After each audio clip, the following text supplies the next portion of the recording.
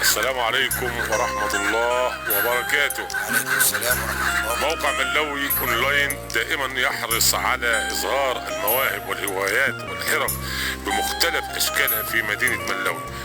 واليوم بعد ان وعدت الحاج عربي ان اتي اليه ونصور معا على الطبيعة هواية تربية الحمام الزاجل في ملاوي. هواية تعتبر هواية من الهوايات القديمة التي كان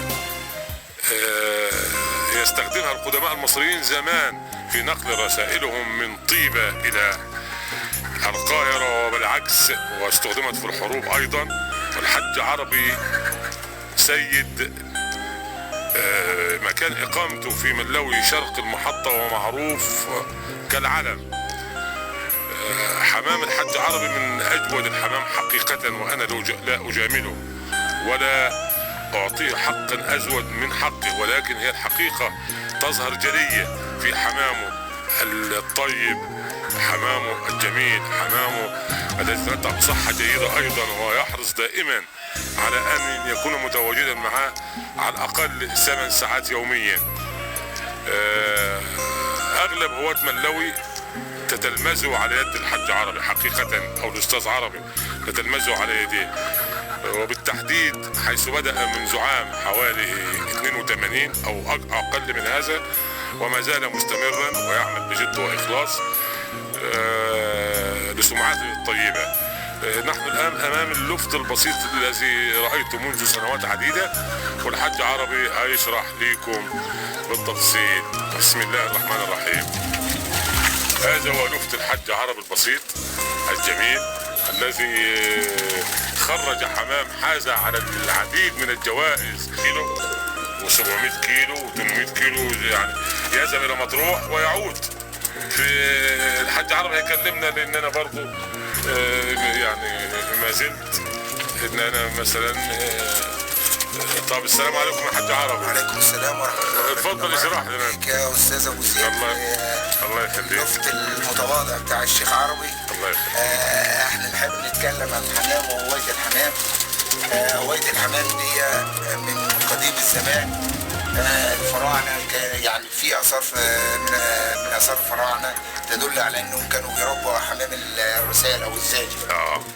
الحمام الزاجل ده يقطع مسافات طويلة قد تتعدى 1000 كيلو. 1000 كيلو قد تتعدى 1000 كيلو.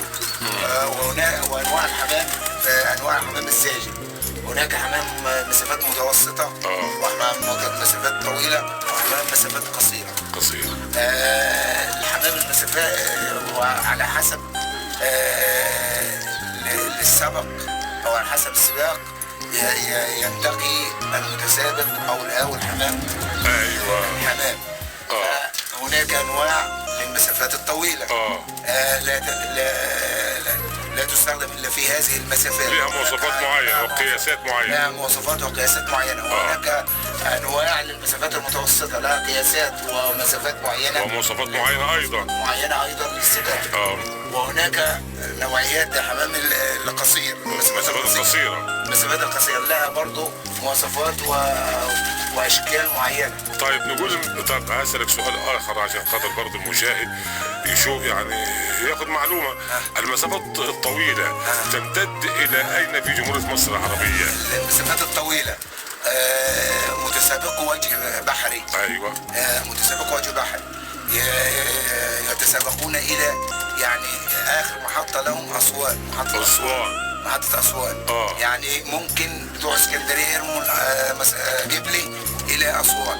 من اسكندرية إلى أسوان. من اسكندرية إلى أسوان. من أول القطر لآخره. إلى أسوان. ونفس الكلام بتوع وجه قبلي قنا والأقصر وأسيوط. أيوة. وسوهاج بيرموا وجه بحري. يصلون يعني بتوع بحري يرموا جبلي. أيوة. وبتوع جبلي يرموا بحري. يصلون السلوم. وفي سنتين وفي احد السنوات او سنتين رمى سابق هواة اسيوط من سرت في ليبيا. هواة اسيوط سابقوا من سرت في ليبيا. والحمام وصل تمام وعمل سباق وعمل مسافه من سرت الى اسيوط. ماشي. فطبعا الحمام ده هواية جميلة يعني تبعد الشباب عن أيوة. أي شيء غير سوي. قد يربي الشاب الحمام، ولا حمام الرسالة أو حمام السبت. إذا استخدم الإنسان عقله وفي التربية لا يعطله عن عمله أو عن دراسته، لا يعطله عن دراسته أو العامل عن عمله، لأنه له أوقات معينة للتغذية وأوقات معينة. وطبعا أهم حاجة في الحمام نظافة المكان والوقاية. زي ما بيقولوا الوقاية خير من العلاج.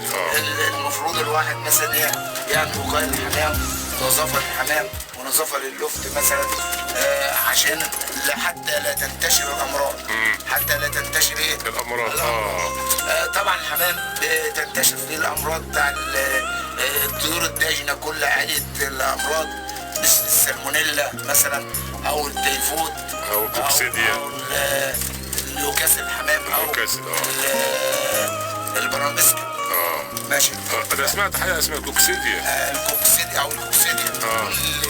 كل الأمراض التي تنتشر في الثروة الداجنة تنتشر في الحمام أيضا، لأنه إلا أن الحمام لا يصاب بمرض الإنفلونزا الطيور. لا يصاب بمرض الإنفلونزا، ولكن ينقل المرض عن طريق الرشاوية الأرض. الزغب بتاعه الأرض. ماشي. فالحمام أساسا ربنا ميزه إن هو إذا حقن بفيروس انفلونزا الطيور يقتل بداخله. ماشي. طبعا نوعيات الحمام الزاجل هناك حمام للزينة. هذا بقى تشرح للسادة المشاهدين. نبدأ بالزينة الأول. حمام الزينة اللي هو الكشك. الكشكات. ماشي. حمام الكشكات. تمام. دي هنا في ده الذكر اللي بره. ولا ده الذكر اللبناني؟ دي الأنثى. ده الذكر اللي نام على البيت حاليا. ماشي. لأنك هو المعروف إنه الذكر ينام بالنهار والأنثى تنام بالليل. تمام. وهناك حمام الشومة.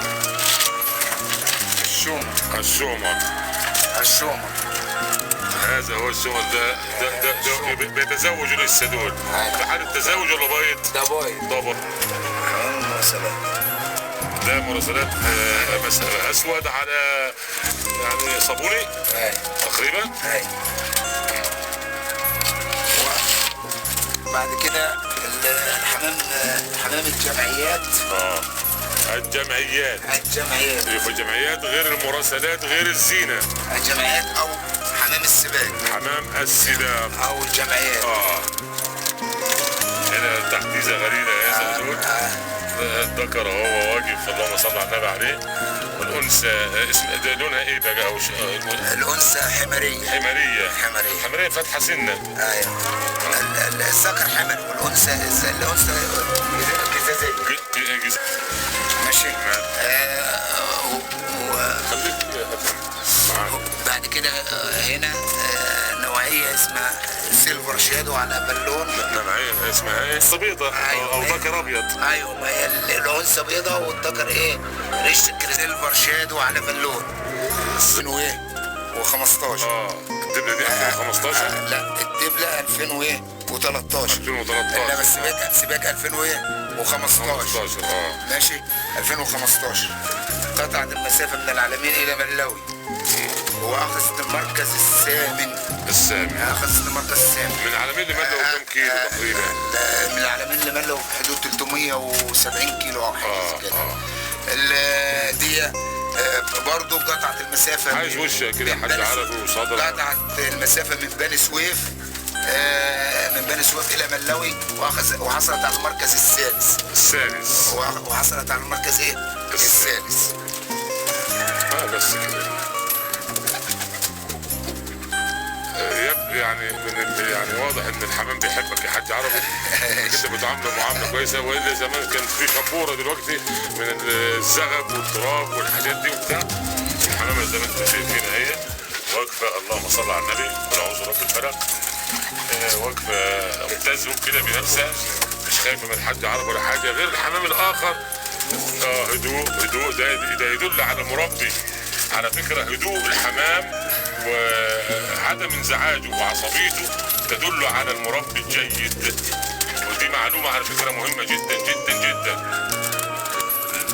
في ثقه حقيقه، وهذا يعني يرجع الى المربي او نقول عليه او المربي هو افضل حاجه مربي.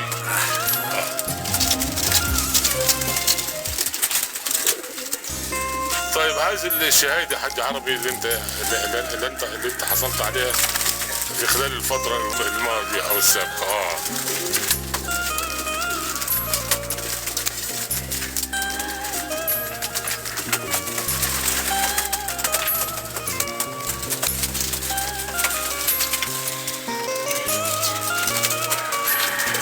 طبعا انا ثبت سنه 2002. نعود مرة أخرى إلى السجل الحافل للحج عربي، وهو بعد مجهود وعناء وشقاء 2003 وتعب. النجاح لا يأتي من فراغ، ولكن النجاح يأتي من جد واجتهاد. جد واجتهد في تربية الحمام، وأحب الحمام والحمام أحبه، فكانت النتيجة أن حصل الحج عربي أو الشيخ عربي على مجموعة كبيرة من الشهادات التي تثبت أنه إنسان يألف الحمام والحمام يألف. وقد جلب أنا ما زلت أركز على كلمة جلب دي. لقد جلب خيرة أنواع الحمام، لم يستغلي، لم يبخل لا بسعر ولا بأكل ولا بنظافة. وقد كان سن الحج عربي صغيرا في هذا الوقت، أي منذ حوالي 27 عاما بدأ الحج عربي، وكانت النتيجة هذه الشهادات التي أفتخر بها ويفتخر هو أيضا بها. دي شهادة هنقراها أنا. الحج الاسم محمد العربي سيد محمد سيد، المحطة مرسى مطروح، تاريخ السباق في 2002، النوع ذكر، الصنف إزازي طبعا، المركز خد الأول، المسافة أو السرعة ما كانش لسه في الوقت ده حددت، ما كانش فيه اللي هي الساعات 2 بعد كده إلكترونية في 2000 كده. بقى برضه يشرح لي الحج عربي من شمال التحرير. المركز التاسع.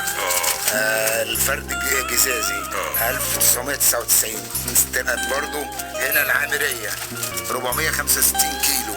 العامرية اسكندرية، شرق غرب اسكندرية. ايوه. السرعة 872 متر في الدقيقة. عايز اركز على دي يا حاج عربي. 872 متر في الدقيقة. المركز الأول. المركز الاول. اين الاول؟ الاول 2003. المركز التاسع العالمين سبق 2002. العالمين دي يعني مرسى مطروح على حدود ليبيا. العالمين انثى مفصصه. ده انثى مفصصه.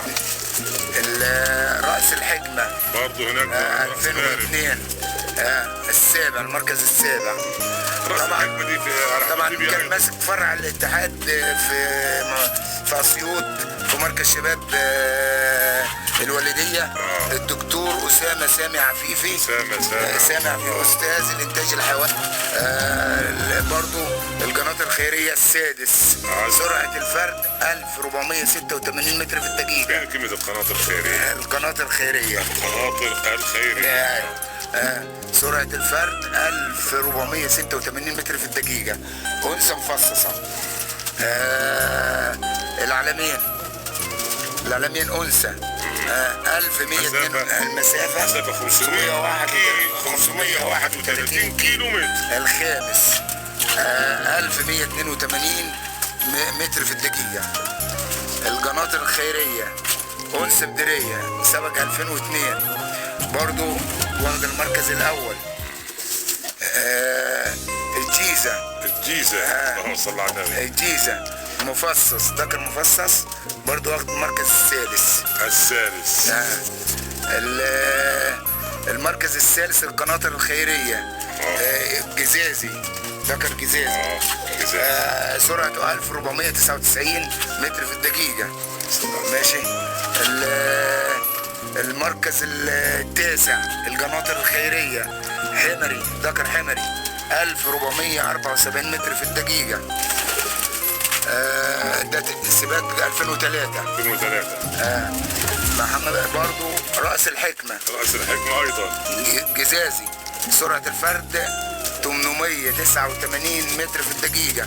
ذكر. المسافة من رأس الحكمة لهنا 600 كيلو. ماشي. محمد برضو مرسى مطروح اللي هو خدناه الأول. ماشي. هذه بعض الشهادات وليست كلها، لأن جت فترة ما كانش فيه طابعة ولا ما كانش، لا يعني في فترة في خلال الأربع سنين اللي فاتت دي كان فيه شوية حاجات كده. كنت بظبط ما كانش فيه برضو وقت المناسب بتاع الكلام ده، ولكن بدأنا كل واستعدنا ان شاء الله للسنة الجاية. ان شاء الله 2016 ان شاء الله. طيب ماذا تقول لمربي الحمام ان ينجح؟ لكي ينجح مربي الحمام عليه العناية بالحمام. اي نوع حمام ولا يحدد هدفه؟ ايوه يحدد هدفه. اللي عايزه اذا كان يربي حمام زينة ايوه يختار الحمام اغلى حمام عندك هنا تقريبا كده بركاوي كده. كم ما تتكلمش ما تتكلمش عن الاسعار. احنا عندنا الاسعار هنا في الصعيد الاسعار مش عاليه. الاسعار عاليه في القاهره لان الناس هناك ضيق ذات اليد بتعرف قيمه الحمام، بتعرف قيمه الحمام. انما في الصعيد تلاقي الحمام اسعاره زهيده جدا لضيق ذات اليد برغم جودته واصوله اللي جايبينها. احنا بنجيب الحمام غالي ونبيعه. انا ساعه ما نقعد نبيع الحمام بنحاول نبيعه بالاسعار عشان يعني الحاله الماديه للشباب. طيب ماذا تقول حقيقة للشباب في العمل والجد والاجتهاد في خدمة الوطن أيضا؟ لا ننسى الوطن. كل هواية أو كل عمل لا يخدم الوطن لا يعتبر عمل، لأن خدمة الوطن من أهم الأشياء. لابد للشباب أن يراعي مصلحة الوطن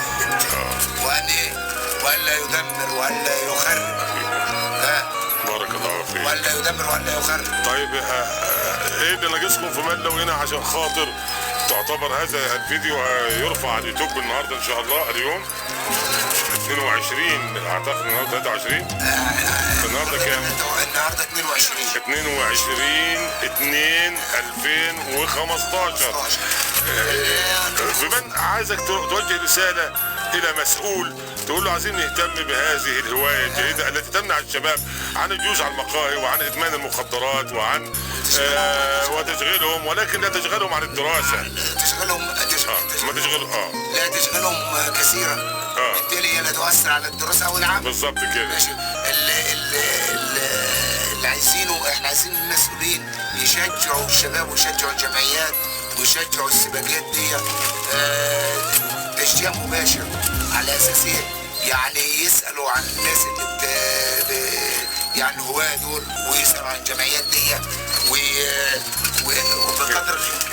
بقدر الامكان عشان ايه الهواة تنمو في محافظة المنيا، لان محافظة المنيا من المحافظات اللي بادئة بعد جميع المحافظات.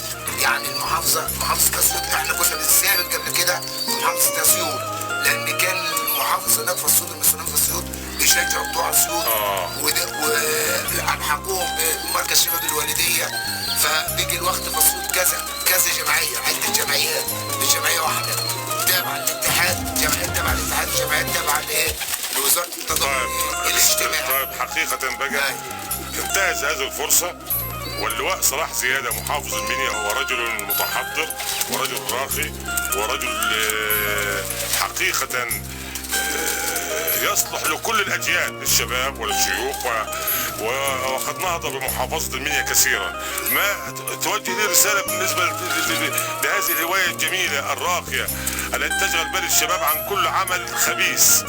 هذه الهواية تشغل الشباب عن كل عمل خبيث وتضعه في المحك المظبوط، وهو الاهتمام بتربية الحمام وكيف يعاملون. ماذا نقول لمحافظ المنيا؟ أن يرعى هذه الهواية في المحافظة، وأن يجلب وأن يراقب هؤلاء الهواة ويشجعهم على الهواية النظيفة، ويجتمع بهم أيضا التي تبعد ليعرف مطالبهم، التي تبعد الشباب عن أي شيء فيه خطأ أو شيء بعيد عن المقاهي، بعيد عن ادمان المخدرات والتسكع في الشوارع وكذا وكذا وكذا وكذا. الحياة اللي هي السلبية اللا اخلاقية. وطبعا احنا يعني قبل كده المحافظ يعني كنا بناخد حمام في المؤتمرات بتاعنا، حمام ونرميه المحافظة. قبل الثورة كنا بناخد حمام ونرميه قدام في المؤتمرات وبتاع وكده اثناء الاحتفالات. اثناء الاحتفالات. ماشي.